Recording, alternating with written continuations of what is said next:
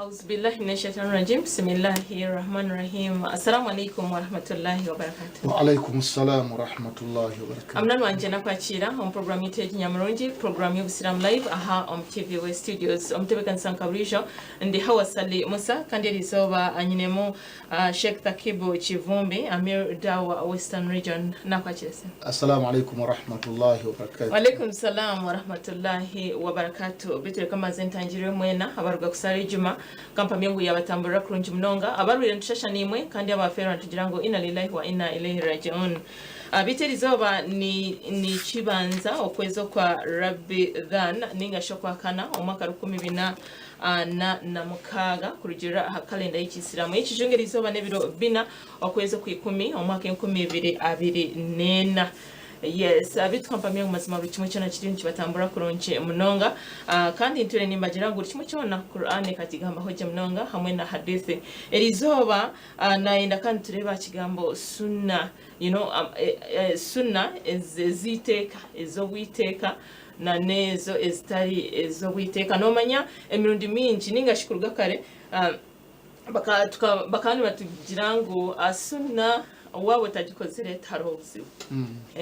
kandi wagikora yes niwe kwetungira mu baraka ningashemisha konka wabo tagikozere taroho buzibu bona tokatunga mushanga yes konka kandi ntwenda turebe ningashitukimanye ngo sunna ezimwe neziteka tizabashebo kana kwa abambaga manti sunna neza ba sheikh ito natwa tazikozire ngaha hariho sunna ezitekana nezo ezitari ezobwiteka nibwo muramagwitera izoba ekikuru basa kutega amatuna na misho obase kandi kugire chiwega mu program eje shina kwa kiro murundi ogonde haza na nimshabo tushobore sunna nicho kikani Qur'an na hadithi ni bikigamba uchi ahmaduhu usalli wa usallim karim Muhammad ibn Abdullah salawatullahi alayhi wa ala alihi wa sahabatihi ajma'in. Abatulaba ajemuli abawuliza program ya da'wa TV West program enganzi najemuli bafunye mitawana Allah awemo bulungi batafunye buzibu Allah bongere kuberanga batwala nga temina buzibu. Batulaba baganda bange wanjuzinga bwa yanjudde twakula fenna tukimanyi nti yuthabu fa'iluhu wala yuaqabu tarikuhu ti sunna ajikoze afuna empeera ate ajirese tafuna musango era we twasomeranga batugamba nti sunna mpako sunna natumanyi ke kantu akatono ke kantu akatayina nnyo effect yonna singa okirese era twatawazanga sunna katono muwogo kikajjo lyenvu muyembe mpaka sunna omuntu akulumirako katono era twakitwalanga tukimanyi nti sunna zaba walimu ezo sunna zaba walimu fenna bwe twatwala bwe tutyonga bwe tukimanyi era omuntu watakolanga sunna ng'abantu tebamulemerako kati waliwo nnyo na bwetaavu kulwokubanga twamanyanga kaide yaliwo eyabamanyi Allah basasire gibatambuzanga ennyo naye Uthaymin rahimahullah yalaga nti ekigambo ekyo si kituufu kyekigambo ki ekigamba nti yuthabu fa'iluhu wala yuaqabu tarikuhu nti akoze sunna afuna empeera ate atakoze tafuna musango. Kakati ntwagala olwaleero nti tutunuulire sunna kyeki era ekigambo ekyo tukirungamya tutya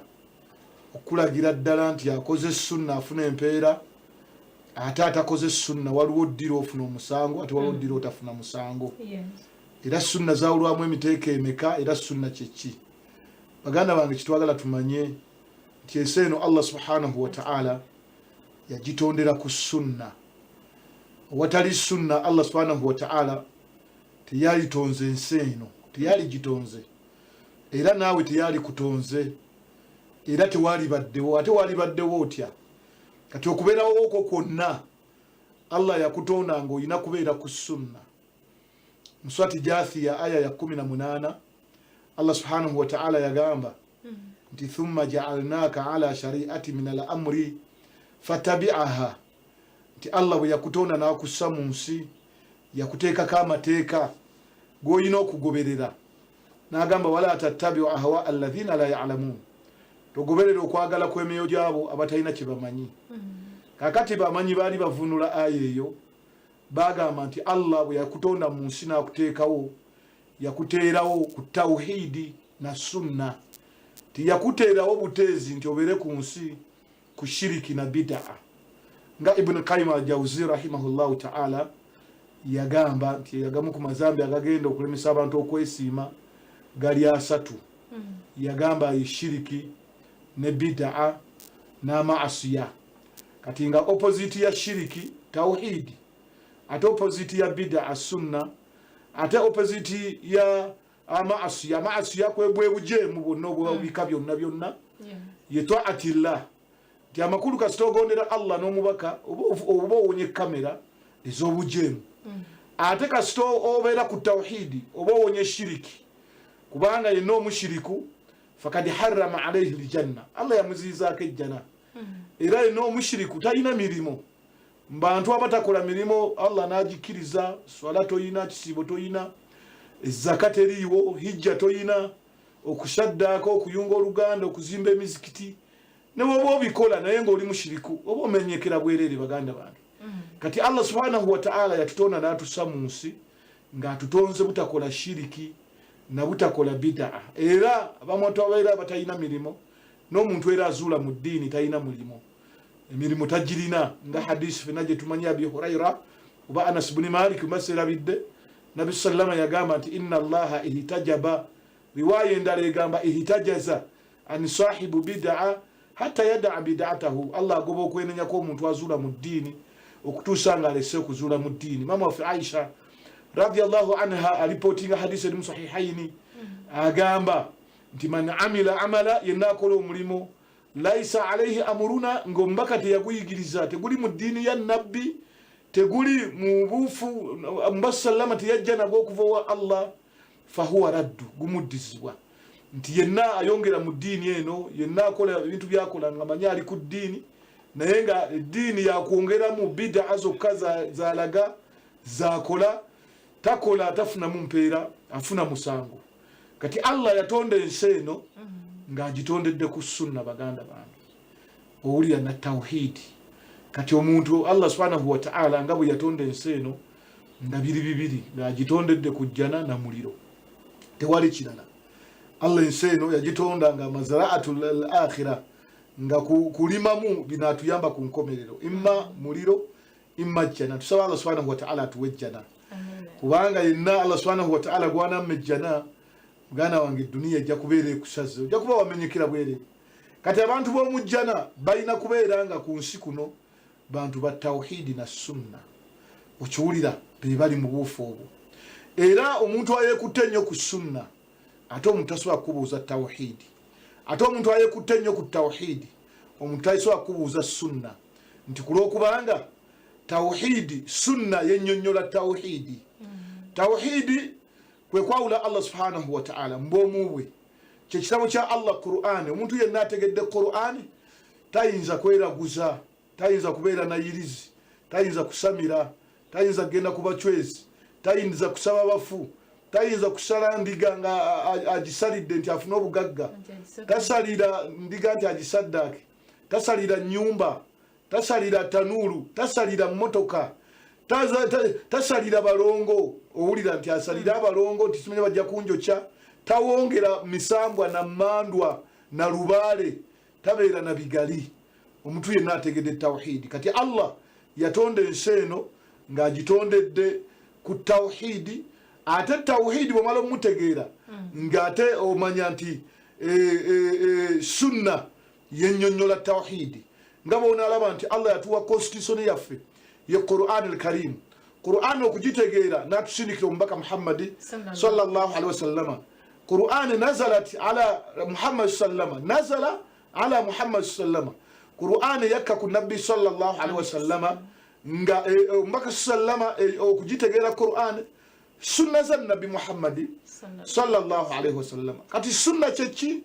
huwa aqwalu nabbi sallallahu alaihi wasallam bye bigambo bya nabbi sallallahu alaihi wasallama kyekiyitibwa sunna biafaalihi ebikolwa byonna byeyakola ye sunna wa amalihi emirimu omubaka sallama gyeyalabwako ng'akola okiwulira maanaha byeyatuziyiza okiwulira ate ne byeyatulagira awamirihi ebiragiro byeyatulagira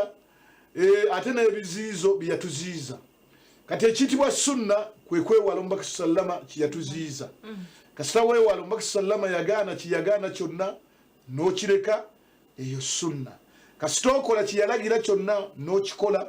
yeyitibwa sunna kulwokubanga nti kwe kugondera omubaka sallallahu alaihi wasallama mu byeyalagira ne byeyaziyiza n'okugondera basahaba bannabbi bonna omubaka sallama byeyawangalanga nabo kyekiyitibwa sunna owulira okubagondera ku bye baakola omubaka n'atabagaana okiwulira era tuyinza kugamba nti sunna bigambo bya nabbi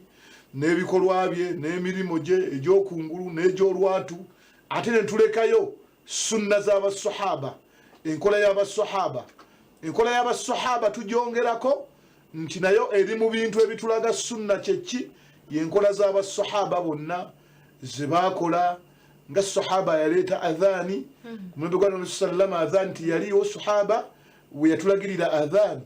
nga sahaba bwe yatulagirira olutimbe luteeka mu bakyala olwawula abasajja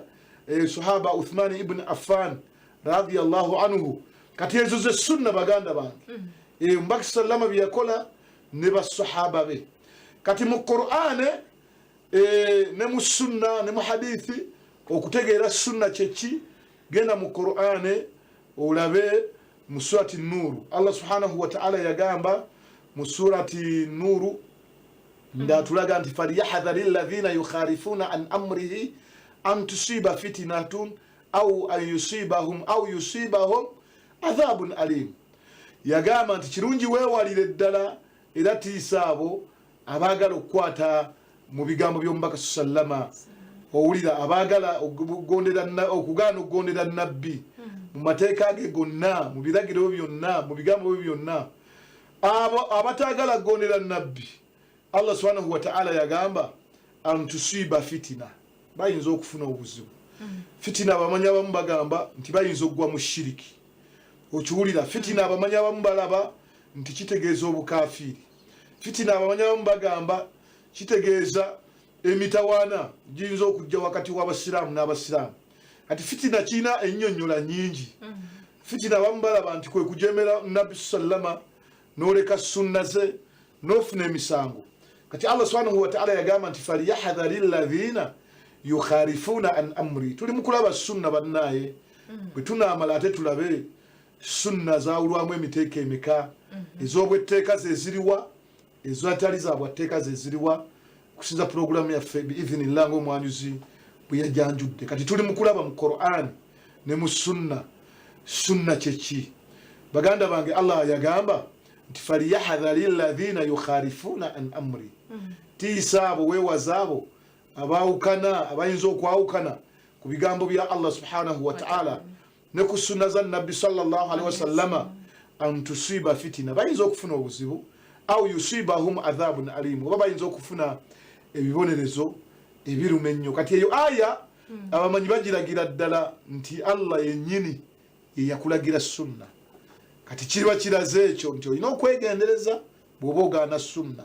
kati kiri kiba kivuddewo nti bwenkola nfuna empeera bwendeka sifuna musango singa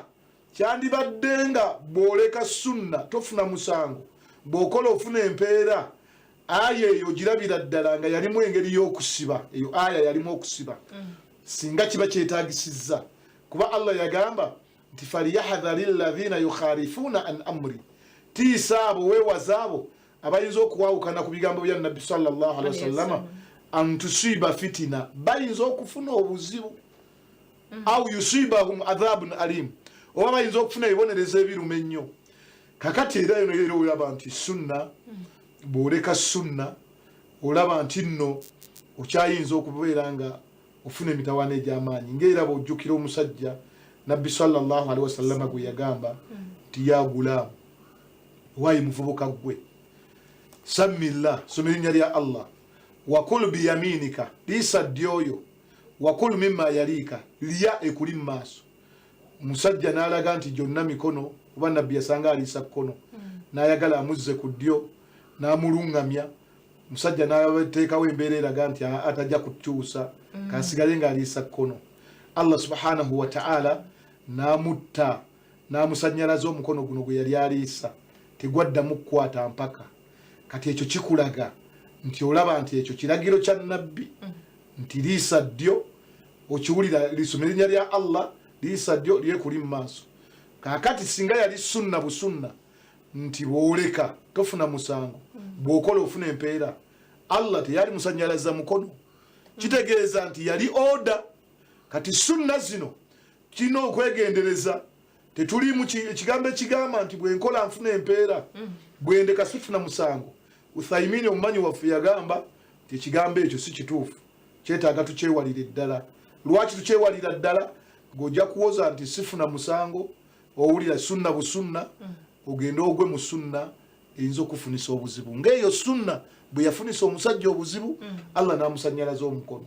era nga sunna ey'omuswaki nabbi sallallahu alaihi wasallama ku muswaki yagulagira n'agamba mbalagidde omuswaki okutuusa nabbi sallallahu alaihi wasallama yagamba nti umiritu bisuwaki nalagira omuswaki hatta dhanantu yanziru Qur'an okutuusa bwe nalowooza nti ndoza Allah agenda kussa Qur'ani kati omusajja omumanyi yamugamba nti senyesa omuswaki n'agamba nti okusenyesa omuswaki afuzaali nguteeka mu kabina n'agaana n'agujerega n'agukakkanya n'aguwewula Allah subhanahu wa ta'ala n'amuzimbya olubuto yali musajja emabega eno owayita obukyafu owayita empitambi omusajja yafulumayo ekintu ekimpemempeme ekikulekule nga kiringa omuntu ate nga kiringa ekisolo nga kyewalulira wansi awo owulira buli we yaddanga nga nakyo kidda wazze kubanga kimanyi yakizadde buli waddanga nga kimanyi nga nakyo we kidda kubanga kimanyi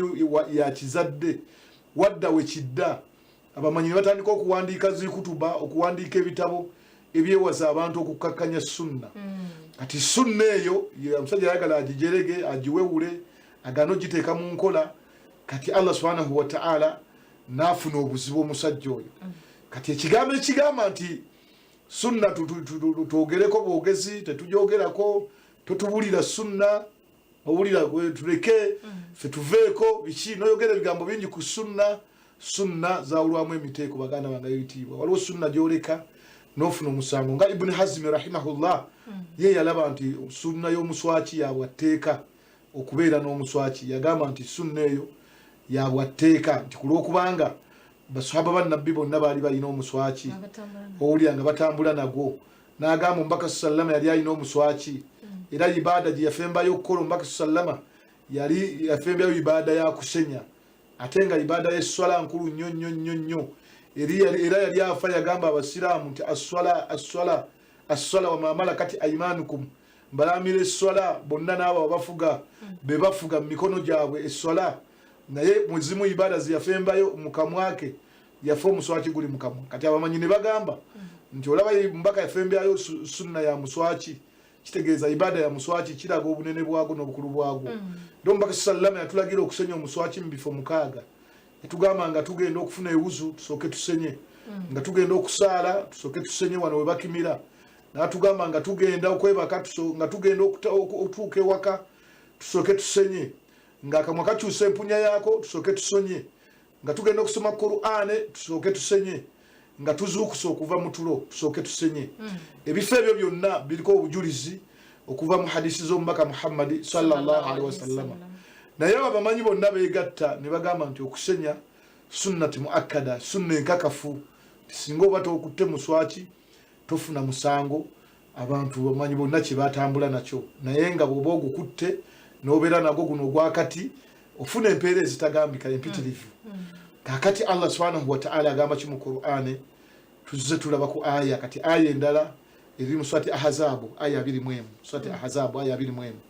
suratu Ahzabu aya 21 Allah subhanahu wa ta'ala yagamba ku kigambo kya sunna nti laqad kana lakum fi rasulillahi uswatun hasana muganda wange ali joli Abdallah Aisha Fatima Maryam muganda wange Sulaimani nti muyina ekyokulabirako ekirungi nga mukijja ku mubaka wammwe kyonna kyoba oyagala okukola olinako ekyokulabirako ekirungi ng'okijja ku mubaka wammwe Allah bw'atyo bwe yagamba. Kati eyo aya etulaga nti Allah yennyini yalagira sunna. Okiwulira kati ate muyina ekyokulabirako ekirungi nga mukijja ku mubaka wammwe. Essola owulira kyakulabirako kirungi. Allah yatugamba mu Qur'ani nti aqimu ssola wa atu zaka, musaale muwe ne zaka. Basala laka mmeka swati essola ya subuhi lakad kana lakum fi rasulillahi uswatun hasana. Tujja ku nabbi, tujja ku sunna. Sunna yekulaga sunna yekulaga nti subuhi lakabiri. Kati era eyo sunna ogiraba nti nkakafu.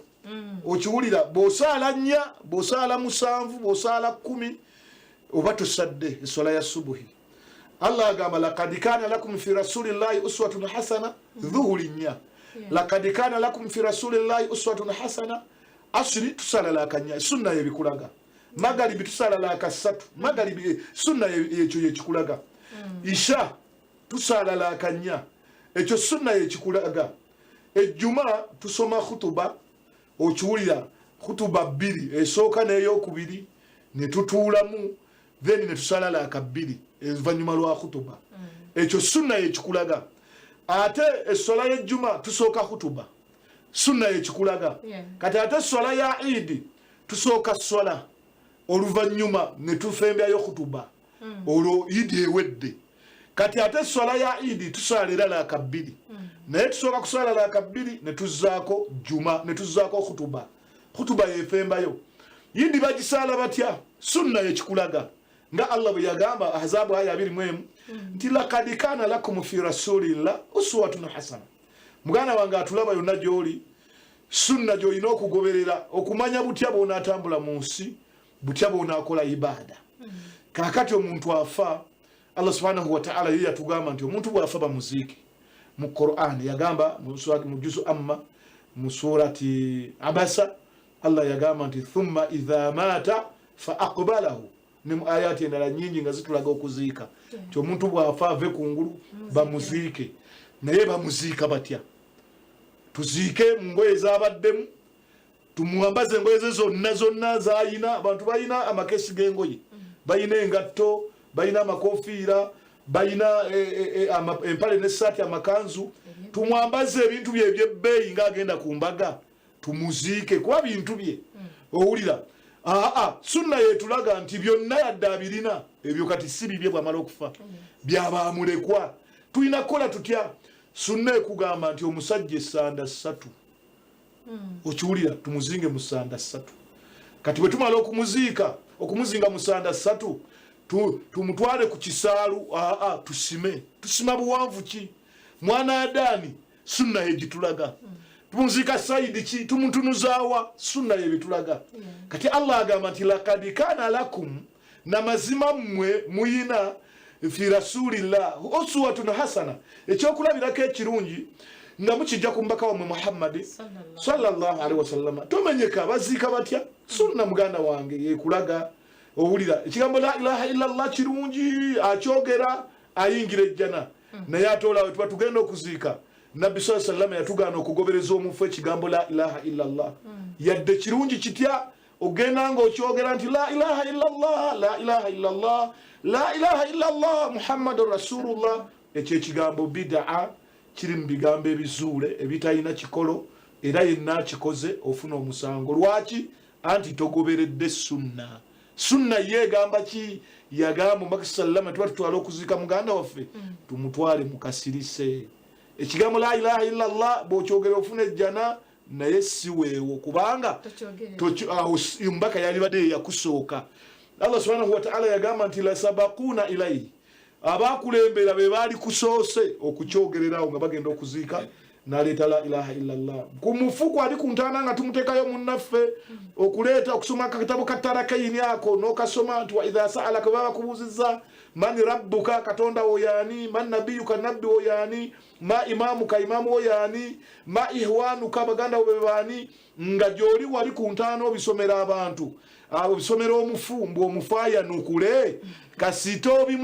obisomera wali ku kabulimbo omufaya nukule gwa bisomye namwe abawuliriza mwenna mufuna omusango ebigambo ebyo minal bid'ati biri mu bizule ombaka byatasomesa lwaki atenge ebigambo ebyo birungi mani rabbuka bigambo birungi man nabiyuka wama imamuka wama kibratuka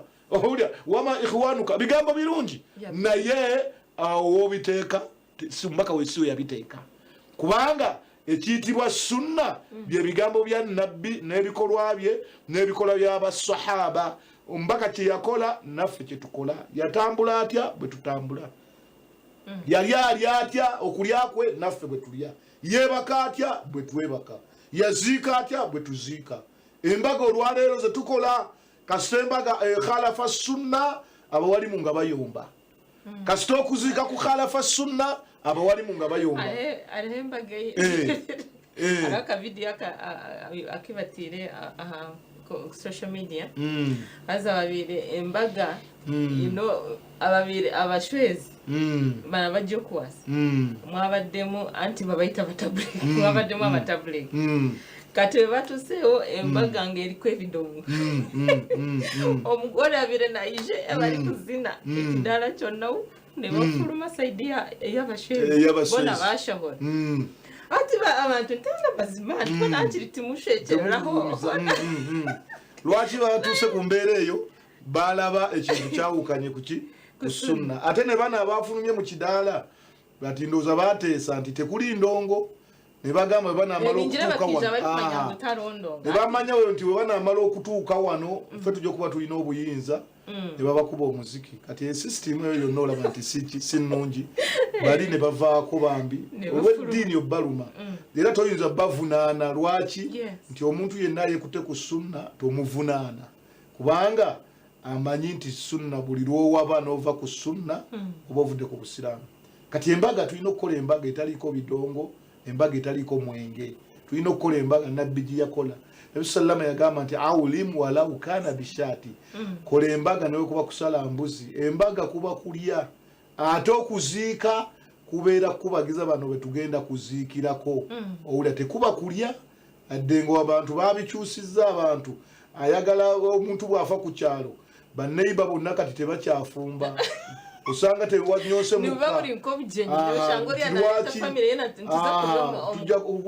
tuza kulya mu lufu abantu omuntu bwafa ku kyalo abaana bonna oba alina 7 oba 2 oba 10 ng'asindika eri naye yensinkola yambaka muhammadi sallallahu alaihi wasallam amazima gajja kusigalawo ne ganaabeerako omuntu omu walau ba'da hini naye akhiru zamani nga tenayimirirawo nabbi sallama yagamba amazima ge gajja okubeera waggulu so bannaye sunna tekoleva furu okay barakallahu fikum ninjamna nwanje wahura otwikirize tuzeho kacyo mukahumura ntugaruka otakalula Ibrahim Khalil wa rahmatullahi wa barakatuh Alaikum assalam wa rahmatullahi wa barakatuh. Amnani wanje nakwakira mukahumurako leka tugumizemu na program y'Inyamronji program y'Islam Live aha on TV West Studios ancinemu Sheikh Takibo Chivumbi Amir Dawa Western Region haza tureba nshonga nkuru munonga kwatene na sunna atwari bangu hariho sunna ezobwiteka kandi hariho zimwe ngo na wawe tagikozire atoka atunga mushamba kunka kandi hariho zobwiteka ezaino kuba nokora nko mwikiriza yes twareba anka okutambrana n'omuswachi oine kuba notambura nago twareba mbone okwemereza ho eswala ebi byona ngo kutija tubireba yes tuine kufayo munonga kandi kugira ngo tubaseganyura mu chango munonga so shina nimshabo gumisa mutushobore aha sunnezi naam baganda bangayitiwa madu salli wa sallim karim sallallahu alaihi wasallam wa ala alihi wa sahbatihi ajma'in kukigambo cha sunna baganda bange imamu al-Balbahawi rahimahullah imam Balbahawi rahimahullah ta'ala mshawo cha sharh sunna yagamba nti as-sunna huwa al-islam wal islam hiya as-sunna Usilamu ye sunna ne sunna wa usilamu okiwulira kati toyinza gamba nti obyawule tekisoboka lwaki bonna yawula obusilamu kirala ne sunna kirala togenda kubeera nga ate otambuza obusiraamu. Yagamba nti as-sunna huwa al-islam wal islamu hiya as-sunna, n'agamba tebisoboka kwawukana, ebintu ebyo bitambulira wamu. Tubadde tulaba ku bujulizi okuva mu Qur'an obukulu wa sunna biidhnillah. We tulaba mu aya endala surati Nur aya 5:2 Allah subhanahu wa ta'ala yagamba nti wa in tuti'uhu tahtadu. Bwe tunagonera omubaka sallallahu alaihi wasallama tujja kulungama. Ekyo kitegeeza sunna. Kasitowulira omubaka Muhammad sallama kiba kitegeeza sunna biidhnillah. Tugenda mu Imran aya 3:1 surati al-Imran aya 3:1 Allah subhanahu wa ta'ala yagamba nti qul in kuntum tuhibbuna Allah fattabi'uni yuhibbukum Allah wa yaghfir lakum dhunubakum. Bagambe Allah subhanahu wa ta'ala wa bagala tugobera omubaka Muhammad sallallahu alaihi wasallama yuhibbukum Allah, Allah agenda kubagala wa yaghfir lakum dhunubakum, Allah basonyiwe n'ebyonono. Kakati bwogamba nti sunna kuzafuna empeera takozitafuna musango, Allah subhanahu wa ta'ala okutwagala, Allah subhanahu wa ta'ala okutusasira, okutusonyiwa amazambi, yateekawo condition. Yagamba in kuntum tuhibbuna Allah, bwembanga mwagala Allah abagale fattabi'uni, tugoberere omubaka sallallahu alaihi wasallam. Nti amakulu sunna ze zonna tuzeekwateko tuziteeke mu nkola, Allah bajja okutwagala. Kakati kitegeeza nti yenna agaana sunna toli mukwano gwa Allah, yenna agaana sunna Allah subhanahu wa ta'ala tagenda kwagala. Kati okwesiima n'okuwona kugoberera sunna za Nabi Muhammad sallallahu alaihi wasallam. Yo Qur'ani Allah yennyini yannyonnyola sunna mu Qur'ani. Kati Qur'ani aya al-Imran aya 3:1 kati bwe tugenda mu surati al-Hashr, surati Hashri aya y'omusanvu, Allah subhanahu wa ta'ala yagamba nti wama ataakumur rasulu fakhudhuhu, tumbaka kiyajja nakyo kyonna, ombaka kiyajja nakyo kyonna fakhudhuhu, tukyekwateko. Wama nahakum anhu fantahu, ate ombaka kiyatuziiza tukireke. Baka yatuziiza okuliisa kkono tukireke. Sunna yatuziiza kuliisa kkono n'atulagira okuliisa ddyo. Baka sallama n'atuziiza okunywa ebyokya, yatuziiza Baka sallama n'atuziiza obutalya makkati ga mmere, n'agamba fa innaha tanziru baraka, okulya makkati g'emmere mwemukka omukisa, we wakkira omukisa. Yagamba wakulu min khifatai, emmere tugirye ku ntandikwa yayo wasooka. N'agamba wala ta'kulu fi wasati ta'am, temulya makkati ga mmere fa innaha tanziru baraka, kulwokubanga we wakkira omukisa. Bakisallama n'atulagira okubikka ku biriibwamu n'ebinywebwamu. Okiwulira lwaki? N'agamba nti fa inna fi sanati laylata yanziru fihi wa hadisi ya Jabir ibn Abdillah enamba 13 mu Muslimu. Yagamba nti gatu ali inau, musanikire ku biriibwamu au ku aska omuvunike ku binywebwamu. N'agamba fa inna fi sanati, mazima mu mwaka, laylata mulimu ekiro kimu, yanziru fihi wa Allah asindika endwadde. Bakisallama n'atuziiza abaana ekiyubayuba ng'esigadde eddakiika nga 2:15 magalibi eyingire, enjuba egwireyo ddala, abaana tubayingize mu mayumba, kulwokubanga shayitaani ekola nnyo nnyawo okulabika nti nno egenda kuyingira abaana baffe batawaanye oba bafune obulabe eri gye bali. Shayitaani eyo obulabe eri abaana baffe. N'agamba tubayingize mangu mu mayumba ng'ebula eddakiika 25 eddakiika 18-15 magalibi okubeera ng'ekola ki eyingira. Omubaka yasomesa finish. Makasallama n'atugaana okwambala engatto ez'obuwuzi oba butusi oba ezaaki nga tuyimiridde. Yagamba naha rasulillah, yatuziiza Makasallama okwambala nga tuyimiridde engatto, naddala nga fihi mashakka, nga Shawkani bwakyogera engatto eyo erimu obuzibu mu kwambala nga si yakuyingiza mu buyingiza. Ekyo yakiraba lwaki? Nti bw'ositula okumweno n'okusiba ng'oyimiridde okyayinza okufuna effect oba okugwa oba okola kutya. Olubuto wano lwewumba bwe luti ne lubanga wano olukola enjola olubuto nga weezinze bwoti. Ekyo kyabulabe era bannasayansi bakiraga nti buzibu. Yatuyamba Bakasallama n'atulagira amarna an nakhtafiya ahyana, olwolumu okutambuzaako ku bigere nga temuli ngatto. Okiwulira n'otambula okumanya ngu buli kimu ekyo n'amazima Qur'an na hadithi bikakigamba nona aho kuba hina bamwe abokushanga nibaza okureba abashaho ba doctors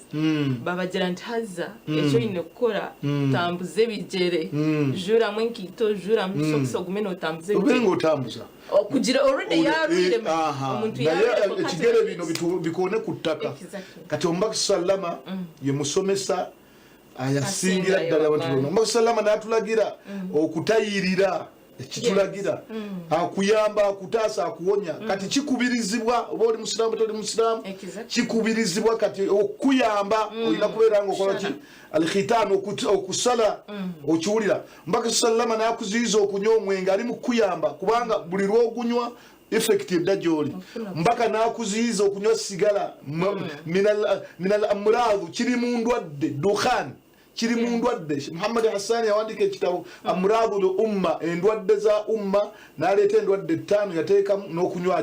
n'okunywa sigala ayamba gwe kakati omubaka sallallahu alaihi wasallama Allah agamba nti wama atakumur rasulu fakhudhuhu omubaka kiyatulagira yatulagira omubaka sallama okuleka ekirevu owulira era yenna asala ekirevu olaba nti obutonde bw'obukendeeza okusala ekirevu kiri mu bukendeeza obutonde mbaka sallama nakulagira omusajja engoye z'omusajja okubeera waggulu wakakongovule bannasayansi balina bwe bakayita kano akantu kano kalina ku musajja kalina kubeera nga kalabika ku makya empewo ekafuuwe kati empala eno bwekabikako bwe bati omusajja ogenda kutagala kakonekitinga ku musuwa guli bwekatafuna mpewo ate omukyala ate ye alina kubeera nga abisseewo era omukyala bw'atabika waawo ate kiri effect gyali ate omusajja ate effect gyoli nga akantu kano okabisse kati omusajja ekyambalo kye waggulu wakakongovule omukyala ekyambalo kyo ate wansi kakati n'olabanga omubaka sallama ye yatulagira n'atulagira okuliisa ddyo n'atulagira obutalya mmere eyo kya n'atulagira okuliisa engalo 3 okukomba essiyani okulya emmere egudde wansi n'ogijjako ettaka n'ogiyonja gwe tobuuza byonna togamba kimulimu ki sunna za nabbi Muhammad sallallahu alaihi wasallam kan manyashe kene kukimanya ngu tariho kiyasomesa harimo akabikorana n'akarungi abaya kulaga akarungi akalimu n'akabi akakirimu kandi nabo abantu abamwe nibakushobera noshanga sunna yamurema kushyikiriza okuto mu nkora konka kandi ariyo najumirira abandi bariyo ntibagikora tushobera era Sheikh yawandika ensonga ezijja omuntu mu busiraamu yagamba oyo yenna man abghadha mimma jaa bihi rasulillah yenna anyigira sunna yonna okiwulira kikufulumya mu busiraamu okuginyigira owulira naleeta ensonga endala yenna agijeeja naye kikufulumya mu busiraamu ojja kuba osaala osiiba olina ekirevu webikirira kakaya webikirira jiribabu naye gyoli ojeeja sunna wafulumye kwisha owulira kikwetagisa kukola tauba okudda mu busiraamu kakati eddakiika eno katulabe sunna zawulwamu emiteeko emi kubeera ndi ku kigambo sunna kati nga tunagenda ku kigambo sunna omubaka sallallahu alaihi wasallama yagamba nti yagamba sallama nti walladhi nafsi biyadi ndayira oyo awaniridde omwoyo gwange mu mukono gwe okiwulira nabbi sallam bwe yagamba nti oyo yenna mpuliddeko oba mu bayahudi oba mu banaswala walamu yu'minu bi n'atanzikiriza illa kana min ashabi nnaari tewali kirala omuntu oyo Allah subhanahu wa ta'ala agenda muyingiza mu muliro kati kitegeeza ki nti okugoberera nabbi sallallahu alaihi wasallama tawhidi ne sunna byabwatteeka wajibu kati ate wano sunna zawulwamu emiteeko emeka yankasimu sunna ila qismain sunna zawulwamu emiteeko ebiri waliwo sunna gyokola ng'ofuna empeera naye nga bw'ogireka tofuna musango ne wabaawo sunna gyoleka n'ofuna omusango kati obudde obusigaddeyo katono nnyo tugenda kulaba ku sunna nga bw'ozireka ofuna omusango ola sunna esooka bw'ogireka n'ofuna omusango omukyala kasita abeera nga tasiize enjala ze ina si cutex si lipstick si ddagala wabula waliwo ina ono wa sharia era omukyala yajja ku mulembe gwa nabbi sallallahu alaihi wasallama nga zo mukolera bai'a bajjanga abakyala n'abaami owa nabbi ne bamugamba tukuze okuwala mu maaso gaffe oli nabbi waffe era naffe mu sharia ogamba amiiriwo nti ono amiiri wange okiwulira kikkirizibwa kati omukyala yajja ku mulembe gwa nabbi okukola bai'a nabbi n'amulaba enjala nga zonna nkalu nga ez'abasajja nabbi n'agaana n'amugoba n'amugamba nti nze afaanana bw'ati tamperera tuso omukyala bwe yagenda n'asiiga hina engalo ze n'akomawo nabbi n'agamba kati oli mutuufu kati osaanye okumperera oli wa umma yange n'awera mu maaso ga nabbi nti oli nabbi wange naye obutasiiga njala kyamugobya mu maaso ga nabbi sallallahu alaihi wasallam kati ku sunna ez'obwetteeka z'oleka n'ofuna omusango omukyala yenna atasiize enjala hina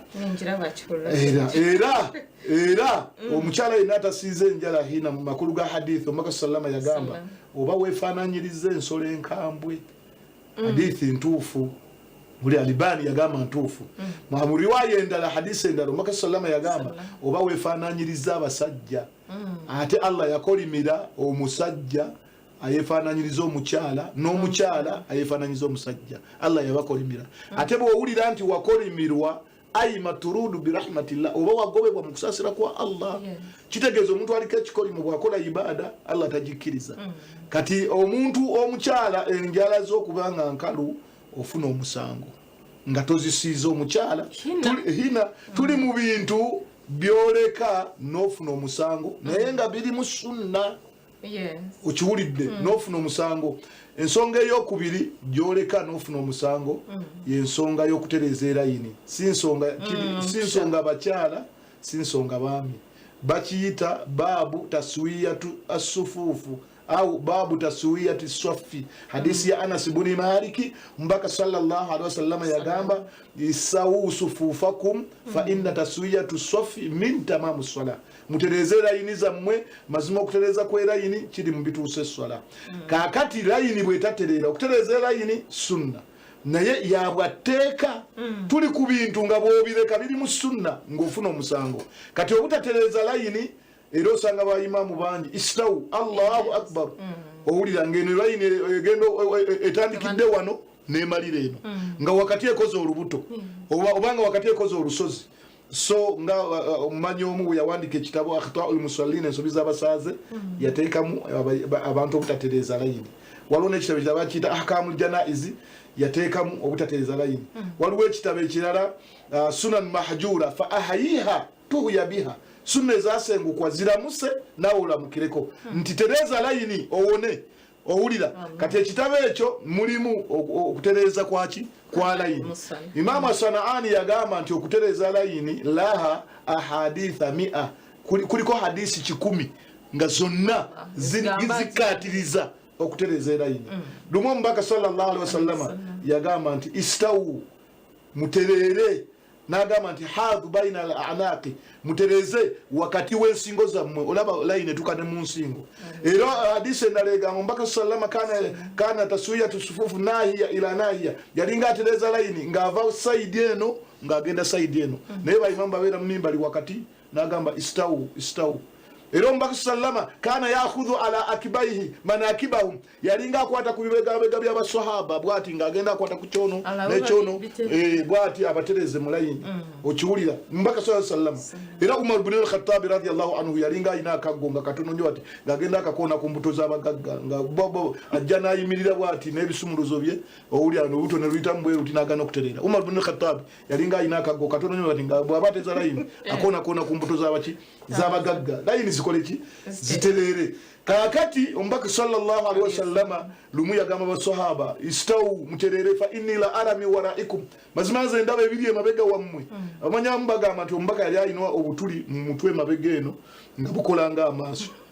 mukiwulira obutuli emabega eno nga bukolanga amaaso kubanga ombaka yali wankizo era tiyasazaako swala nga abantu tebakoze eki tebateredde Albani rahimahullah yagamba nti layini bwe zitaterera asazizza ne gwe basazizza fena tufuna omusango ba amiri olwaleero tebatereza layini ba imamu tebatereza layini abamatwale tebatereza layini bakazi tebatereza layini abakulembeze b'obusiraamu tebatereza layini abasiraamu nabo bennyini tebagamba layini tennaterera naye ekyo kyabwatteeka mbaka sallama yagamba nti kadamu bil kadami kigere ku kigere naye folwale tugamba nasu ku nasu layini bateteredde lwaki mbaka sallama yagamba nti kasitota gatta kisinziro ku kisinziro na kigere ku kigere yagamba abasahaba lumu nti nze nalaba shaitani ngeri wakati w'ekigere kyono n'ekyono ng'agasse nasu ku nasu yagamba nti khadhifu ngeri ng'omwana gw'embuzi al aswada omutwe omudugavu shaitani ngeri awo wakati era Nabi sallallahu yagamba nti fala takhtalifu muterere mugatte ebigere temwawukana fatakhtalifu kulubukum ntimaja mwene jawukana kati obutatereza layini kyabwatteeka baganda bange waliwo ekitabo kya mukadde waffe Albani sifati salati nabi kya Albani mbaka sallallahu alaihi wasallam yagamba nti la tusufanna sufufakum muteekeddwa eyo oda eyo amuru la tusufanna sufufakum mutekeddwa okutereza layini zammwe aw la yukhalifanna Allah bwe mugaana Allah agenda kubaawulamu okiwulira kaakati osanga ummeta buse abantu bacyankalanya abantu bali bumu baina wujuhukum omuntu munalaba ono mukyamu okutemerera okulyaŋŋana okuyomba kati tutereze layini entalo zigwe mu umma owulira kubanga nabbi talimba nabbi yagamba mugatte ebigere bino buli obigatte ebigere connection eno egenda ku mutima gwa muno n'omwagala kati nabbi yagamba la tusufanna sufufakum order mwina okutereza layini zammwe aw la yukhalifanna Allah bwe mugaana Allah agenda kubaawulamu buli omu abeerenga atemerera munne ayogerera munne amafuufule agira atya munne kakati eyo sunna yabwateeka bw'osaaza busaaza imaamu teziteredde ofuna omusango nammwe bamusitami Allahu akbar temugambye imaamu tetunnaterera imaamu kasooka tuterezerayo tufuna omusango nkugambye nti obujulizi buyitirivu abamanyi bonna beegatta nti layini bwe zitatereera tufuna omusango kati sunna endala gyoleka n'ofuna omusango y'omusajja okusala ekirevu omusajja okusala ekirevu ofuna omusango nabi sallama yagamba nti afulluha ebirevu tetubisala omusajja okuleka ekirevu kyabwatteeka yagamba nti khaliful yahud owulira khaliful yahud mwawukane ku Yudaaya n'agamba afulluha ebirevu mbirekete mbisala omusajja yatondebwa namuwunda n'ekirevu ate omukazi yatondebwa Allah namuwunda n'enviiri era enviiri z'omukyala kiri mu sunna tetuzijjako omusiraamu muyansanyusa basala enviiri z'omwana we ku ssomero nga tebamugambye nga mpanvu zonna ziri eno mbu bakola buyonjo ne bazijjako owulira yabagamba musanze enkyafu musanze n'ayomba olutalo ze naluzikiza basazeeko omwana we enki enviiri sunna omwana okubeera n'enviiri ze mama w'abaana okiwulidde era okyaliyo egamba omukyalo okusala enviiri olina kumala kusaba bbaawo olukusa bwakugana tosala nviiri kati omusajja okusala ekirevu gwe olukusa olusabawa okiwulidde mpozi olwo n'alusaba Allah kubanga tutonda nga abasajja yatuwunda n'ekirevu endala sunna gyoleka n'ofuna omusango bye sunna ey'omusajja engoye zirina kubeera waggulu wakakongovule si byabatabuliiki si byabasiramu bakubbiri si bennakasero oba oli watwale oba oli wekibuli oba wennakasero oba oli kuganda muzimukanso kampala mukadde oda ya nabbi engoye waggulu wakakongovule waggulu kuva kakongovule kudda waggulu Allah bw'atyo bwe yatutonda n'abeerawo otya mu nsi nga togoberedde sunna tolina bwogenda kubeerawo kati ezo sunna zigenda zitulaga nti bwoleka sunna eyo ofuna omusango sunna endala obudde butukutte gyoleka n'ofuna omusango ye sunna yokuba nti oyingira mu muzikiti nabbi yagamba idha dakhala ahadukum fil masjidi omuntu bwe waba ayingira mu muzikiti falyusalli rak'atayn hadisi musahihain asooka asalera akammeka bbiri kiramuso kya muzikiti kati eyo nayo sunna kati kigamba nti sunna bw'okola ofuna empeera bw'oleka tofuna musango baganda bange sunna zawulwamu emiteeka ebiri waliwo ey'obwetteeka netali yabwatteeka kati ate zino zo sunna bw'ozireka tofuna musango bw'oleka zino sunna owulira okusalala akabbiri eza fajiri ng'owulira newebakira ku ludda olwa ddyo attijaa ala shaki aymana newebakirako ku ludda olwa ddyo eyo sunna naye bw'ogireka tofuna musango okuliisa engalo ssatu bw'ogireka tofuna musango okusenya bw'okireka n'omuswaki guno gwakati tofuna musango naye ofiirwa owulira okomba esiyaani bw'okireka tofuna musango okomba engalo bw'okireka tofuna musango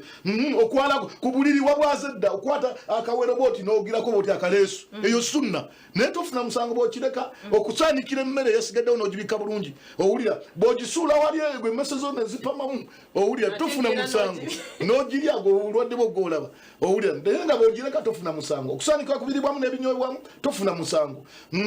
sunna endala nnyingi akiika kiika bamanya bamu bagamba yabwatteeka abalala bagamba si yabwatteeka naye nga kisingako Ibn Taymiyyah yagamba nti akiika kitangala kya mwana gyalaga kimulisa abaana tubasalira akiika baganda bange ab'ebitiibwa sunna nyingi nga bw'ozireka tofuna musango naye sunna nyungi nnyo zigira ekirala gwaleka sunna oleka yaki kusiba olw'emane n'olwokuna baswaba tebakireka abakyala abandi bannabaswaba tebakireka sunna bagiteeka nnyo mu nkola era waliwo sunna mu kamera ezikulaga nga tolina gireka obutafumba mmere ng'ofiiriddwa baganda bange abanda banze maze owulira anaafiirwa n'ofumbira emmere abaze okuziika mbw'okola mpisa mbu tebagamba oli mubi mbu tebagamba mbusimanya muli banaku nsonya ku mulembe gwa nabbi abalala bagyegana okujerega tewaali mmere nabbi yagaana okufumba mulumbe gwafiiriddwa wabula bana bazzo kuzikirako be bakubagiza naye mwabajja okuzika ne mugenda mu layini ne mugwiranira emmere ne mubeera nga abali mu mulumbe ne mubeera nga abali manya mu mbaga ate ne mufiiriddwa ebintu ebyo bannaye ffe tumaze ebintu tubikuba wate ffe tukyawa twamanyira dda tukubiddwa abantu bangi buli kadde babeera batukuba owule naye akati ngenda kuwangala budde ki ndi mu kawungeezi kati amazima kankole ki kangoogere bannaye abatulaba nze Thaki mu kivumbi amerudda awana kano kankayiseewo nti ennaku z'omwezi enkya abantu be Rubirizi Bushenyi Ishaka Buwezu abantu b'Eshema Ntungamu Kabale Isingiro Mbarara abantu abatulyanyo Kihuhula mwenna tubayise baganda bange tubayise darasa eri Kizinda Kizinda kadde wa Sheikh Salim Bosa Sheikh Kiti Sheikh Imam Cheyune Sheikh Musa Mutiaba bama Sheikh n'abalala bangi Kizinda darasa ate jangu ne kasente tugenda kuzimba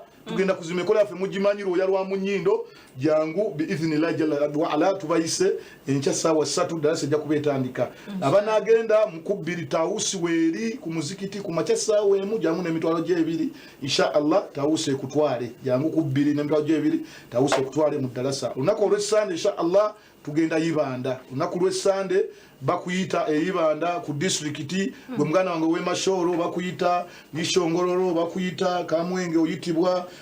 Kiruhura muyitibwa Kazo muyitibwa abo mu kitongole muyitibwa Bwizibwera Lubindi muyitibwa abantu bo muyibanda mwenna tubayise okujja ku dalasa ku districti mukadde wa Sheikh Imam Cheyune ne Sheikh Kiti Salim Bosa bi idhnillah mujje tusoma obusiramu bwaffe ate tulina fundraising oboina kyoyina ate tugenda kuwangala myaka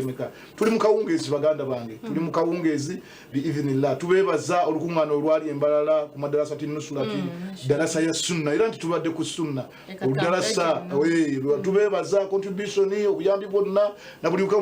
kaina ke yakola era temujjango okwo era tubebaza ntukyagenda mu maaso n'okuzimba omuzikiti ogw'oku kitebe ogwa salafu kubbiri mbalala Masaka Road tubebaza omuzikiti ogwo gukyatambulira ddala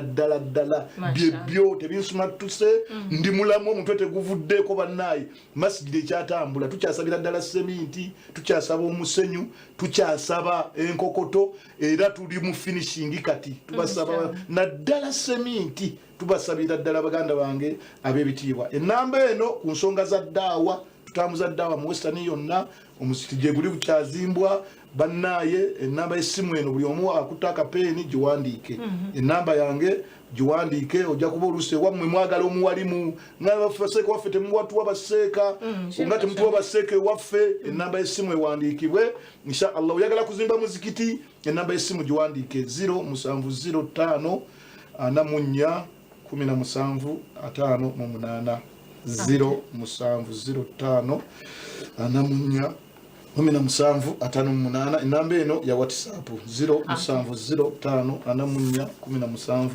17 enamba ye MTN 0772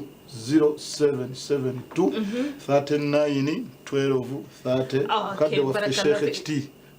Kiti Sheikh Salim Bosa Sheikh Cheyune twegweko enche Bushenyi Kizinda. Okay, barakallahu fikum. Nanu wanje program itini kwe agenda eche mazima kampani mkine chwaiga mchango mnonga twine akwe kwatira ha sunna aho kuba sunna niyo dine akandi dine niyo sunna ninga sunna nubo busiramu kandi obusiramu niyo sunna. So tuwaza kubendeza okurara kurungi nasikira ntaho wasali musaka na nyinemu Sheikh Thakibu Kivumbi Amir Dawa Western Region obwe turi kureba kigambo sunna tuwaza kubendeza kurara kurungi wa hadha assalamu alaikum wa rahmatullahi wa barakatuh. Wa alaikum assalam wa rahmatullahi wa barakatuh wa barakallahu fikum wa jazakumullahu khairan. Amen.